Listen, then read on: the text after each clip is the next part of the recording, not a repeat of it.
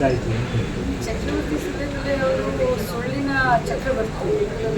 ಅವರು ಬಾಯಿ ತೆಗೆದ್ರೆ ಅವರು ರಾಮಾಯಣ ಅಂತ ಹೇಳ್ತಾರೆ, ಭಗವದ್ಗೀತೆ ಅಂತ ಹೇಳ್ತಾರೆ, ಮಹಾಭಾರತ ಅಂತ ಹೇಳ್ತಾರೆ. ಆದರೆ ಅವ್ರ ಬಾಯಿ ತೆಗೆದ್ರೆ ಅವ್ರು ಸುಳ್ಳನ್ನು ಎಷ್ಟು ಯಾವ ಪ್ರಮಾಣದಲ್ಲಿ ಮಾತನಾಡ್ತಾರೆ ಅಂತ ಇಡೀ ಕರ್ನಾಟಕ ರಾಜ್ಯದಲ್ಲಿ ಅವರು ಹೇಳ್ತಾರಲ್ಲ, ಕಪ್ಪಗಿರೋದನ್ನ ಬೆಳಗ್ಗೆ ಮಾಡೋದ್ರಲ್ಲಿ, ಬೆಳಗ್ಗೆ ಇರೋದನ್ನ ಕಪ್ಪಗೆ ಮಾಡೋದ್ರಲ್ಲಿ ಬಹಳಷ್ಟು ಮಿಸ್ಸಿಂಗ್.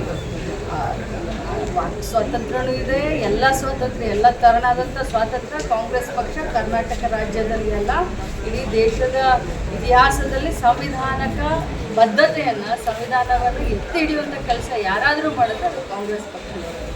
ನಾವು ಚಕ್ರವರ್ತಿ ಸುಳಿಬೆಳೆ ಅವರಿಂದ ಏನು ಪಾಠ ಕೇಳಬೇಕಾಗಿಲ್ಲ. ಹೌದು, ಅವರು 3 ದಿನದ ಪ್ರವಾಸ ನಮ್ಮ ಜಿಲ್ಲೆ ಉಡುಪಿ ಜಿಲ್ಲೆಯಲ್ಲಿ ಇದೆ ಅಂತ ನಮಗೆ ನಿನ್ನೆ ನಮ್ಮ SP ಅವ್ರ ಗಮನಕ್ಕೆ ತಂದಿದ್ದಾರೆ. ಅವರು ಖಂಡಿತವಾಗ್ಲೂ ಅವರು ತಮ್ಮ ಪ್ರವಾಸವನ್ನು ಮಾಡಲಿ. ಆದರೆ ಹೋಗು ಸೌಹಾರ್ದತೆ, ದ್ವೇಷದ ಭಾಷಣ, ಸುಳ್ಳು ಬಿತ್ತೋದನ್ನು, ವಿಷ ಬೀಜವನ್ನು ಬಿತ್ತೋದನ್ನು ಅವ್ರು ಮಾಡಬಾರ್ದು. ಯಾಕಂತಂದರೆ ಉಡುಪಿ ಜಿಲ್ಲೆಯ ಜನ ಶಾಂತಿ ಪ್ರಿಯ.